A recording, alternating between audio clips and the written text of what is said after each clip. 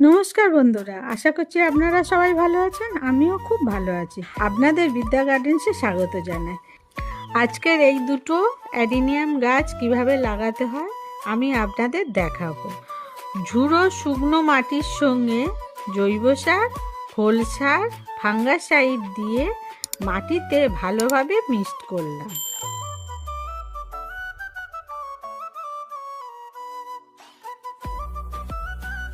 তারপর টবের মধ্যে খোলামকুচি দিয়ে দিলাম।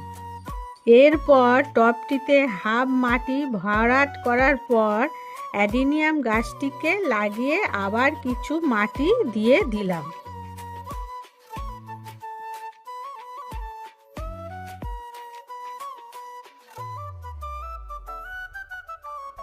এবার জল দিয়ে দিচ্ছি।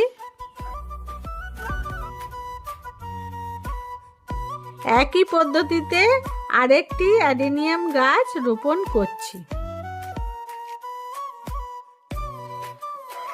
এক সপ্তাহ মতো অ্যাডিনিয়াম গাছটিকে ছাওয়ায় রাখতে হবে, তারপর রোদে দিতে হবে।